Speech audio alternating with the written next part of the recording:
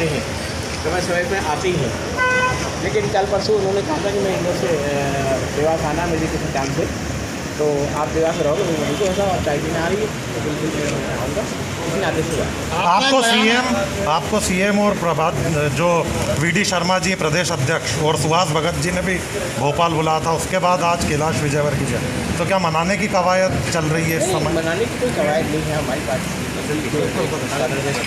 यहाँ कार्यकर्ता के रूप में बड़ा मोबाइल कार्यकर्ता के रूप में काम करा, तो इस नाते से कोई मनाने की बात नहीं है। जो बातें कहीं हो जाती है गाय बगाए, उस बातों को शंका को दूर करना पड़ता है, और उसको मैं जाके अगर नेता बुलाता तो हम करते।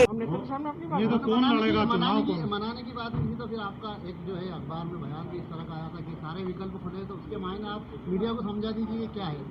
नहीं, विकल्प खुलेने का मतलब मैंने कहा था, हमारे पत्रकार साथी ने पूछा था कि आपके सीट पे मनोज चौधरी चुनाव लड़ रहे हैं, मैंने उनसे सिर्फ इतना कहा था कि बीजेपी वो पार्टी है जिसमें चयन की प्रक्रिया है, प्रक्रिया के तहत पहले भोपाल से नाम जाते, भोपाल से केंद्रीय समिति उसको मोहर लगाती, तो उन्होंने कहा नहीं उनका नाम फाइनल हो गया, तो मैंने कहा उनका नाम फाइनल हो गया तो मेरे लिए विकल्प खुले।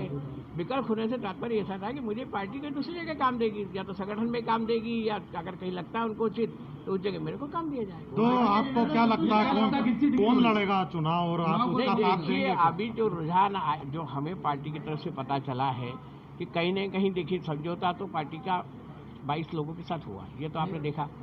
मंत्रिमंडल में स्थान भी कहीं न कहीं उन्होंने चिन्हित करे। आज मंत्रिमंडल में भी 2 साथी ऐसे जो विधानसभा में नहीं लेकिन मंत्रिमंडल में हैं।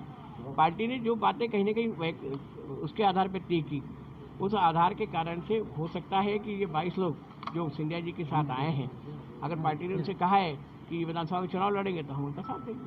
आप उनका साथ देंगे इन्हें के कुल मिला? भैया लगातार आपने मेहनत की, आपका ये क्षेत्र रहा, वहाँ से मंत्री रहे, विधायक रहे, अचानक जो है एक समझौता होता है पार्टी में, ऐसा नहीं लगता कि आपके साथ ये गलत हो रहा है? नहीं, देखिए मैंने कहा ना, ये मैं राजनीति को हमेशा एक्सपेरिमेंट से रहा। मुझे लगता है कि मेरी जगह कोई अच्छा खिलाड़ी खेल खेलने के लिए आ रहा है तो उसे मौका मिले। जो पहले आपके विपक्ष में था आप उसके साथ देंगे क्या? नहीं, ये राजनीति में उसके जो आने वाला चुनाव निकला, देखिए आज वो विचारधारा से आज विचारधारा से भारतीय जनता पार्टी के साथ जुड़े हैं, उन्होंने बाकायदा भारतीय जनता पार्टी की सदस्यता ली, इस नाते से विपक्ष के तो हो ही नहीं गए। क्या आपका समाधान निकला आज की मीटिंग? जी, कैलाश जी से आपकी मीटिंग थी तो क्या? नहीं, देखिए कैलाश जी हमारे वरिष्ठ नेता है, राष्ट्रीय नेता है, बंगाल के प्रभारी भी हैं, उनका मार्गदर्शन अगर हमको मिलता तो बहुत अच्छी बात है, क्योंकि हाटुपिया उपचुनाव है, उपचुनाव की रणनीति को बनाने के लिए कहीं न कहीं कवायद शुरू हुई है। उस कवायद में कुछ क्षेत्र के प्रमुख कार्यकर्ताओं को मैंने बुलाया था, मनोज चौधरी जी भी आपने देखा कि यहाँ आए हैं, तो ऐसे दृष्टिकोण में कुछ न कुछ प्रारंभिक शुरुआत हम लोगों ने करी। ठीक पर आए तो क्या मामला है, क्या मनाने के लिए आए क्या आज आप?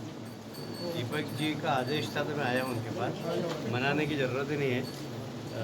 दीपक जी लोगों को मनाते हैं, हाथ पीछे दीपक को मनाने की ज़रूरत नहीं है, नहीं तो जनसंघ की शुरुआत दीपक से हुई, और दीपक के बिना भारतीय जनता पार्टी कल्पना नहीं हो सकती, इसलिए दीपक को मनाने की जरूरत है। पिछले दिनों दीपक जोशी जी का ही जो है बयान आया था कि विकल्प खुले हैं सारे, क्या मायने निकाले जाए? मीडिया में जो आया था तो आप मायने निकालो, हमारे लिए तो एक ही मायना है कि दीपक जी हैं, भारतीय जनता पार्टी और भारतीय जनता पार्टी और दीपक जी, इसके अलावा कुछ मान लिया जाए ऑल इज वेल जी, ऑल इज वेल, सब कुछ ठीक है। इतनी देर बैठक चली आपकी और चर्चा भी चली, तो क्या मान लिया जाए मनोज चौधरी जी भी क्या चर्चा हुई बंद कमरे में, क्या कुछ बात? अब देखिए चुनाव है, चुनाव के बारे में जितनी आगामी चुनाव के संदर्भ में जितनी भी रणनीतिक चर्चा होती है वो सब लोगों से बैठकर। हाटपिपलिया चुनाव की जिम्मेदारी आपको दी गई है? नहीं, मेरे पास तो नहीं है, हाँ। पर कार्यकर्ता की हैसियत से मैं भी यहाँ पर आऊँगा। कैलाश जी कितनी सीटें आप जीत कर आएंगे इस उपचुनाव में? 24 की 24। क्या चुनौती मानते हैं अभी इस चुनाव को आप? बिल्कुल नहीं। हाटपिपलिया से कौन होगा उम्मीदवार? इंतजार कर रहे हैं कि भारतीय जनता पार्टी के कमल का बटन कब दबाए, क्योंकि पिछली बार कमलनाथ जी की सरकार ने जिस तरीके से हर वर्ग के साथ धोखाधड़ी, किसानों का कर्जा माफ नहीं किया, बेरोजगार नौजवानों को भत्ते की बात की वो नहीं मिला, हमारे वो दूध उत्पादक जिनको कहा था कि हम दूध उत्पादन में प्रति किलो आपको सब्सिडी देंगे वो नहीं मिली, वे महिलाएं जो कि छोटे छोटे सेल्फ हेल्प ग्रुप चलाती हैं उनसे कहा था कि उनका कर्ज माफ़ कर देंगे, वो माफ़ नहीं हुआ। बहुत सारे हर वर्ग के साथ धोखा किया, छलावा किया, इसलिए सब लोग कांग्रेस को सबक देना चाहते हैं। हाटपिपलिया का उम्मीदवार तय हो गया है क्या? हाँ, मतलब करीब हमें ऐसा लगता है भैया कि एक मिनट उम्मीदवार करीब करीब तय है। कौन है की दीपक जोशी? समय पर पता ये लग जाएगा। एक बयान आपने दिया था आर्टिकल 30 हटाने के लिए आपकी क्या मानते हैं उसको, उस आर्टिकल को हटाने के लिए? देखिए आर्टिकल 30 अल्पसंख्यक लोगों को संरक्षण देने के लिए था, किंतु उसके आड़ में जिस तरीके से देश विरोधी गतिविधियां पिछले दिनों सामने आई हैं, तो आर्टिकल 30 के ऊपर समीक्षा होना चाहिए। और ऐसा क्यों कि सिर्फ उसका लाभ कुछ लोगों को ही मिले। यदि आर्टिकल 30 के अंतर्गत अन्य शिक्षण संस्थान भी आए, चाहे वो बहुसंख्यक समाज के क्यों नहीं हो, तो उनको भी लाभ मिले। किसान बार बार चक्का जाम कर रहे हैं मध्य प्रदेश में। गुट माना जाएगा। देवास की विधायिका यहाँ पे कांग्रेस सवाल उठा रही, चक्का जाम आज ही देवास में हुआ किसान। देवास की विधायिका यहाँ पे नजर नहीं आ रही है।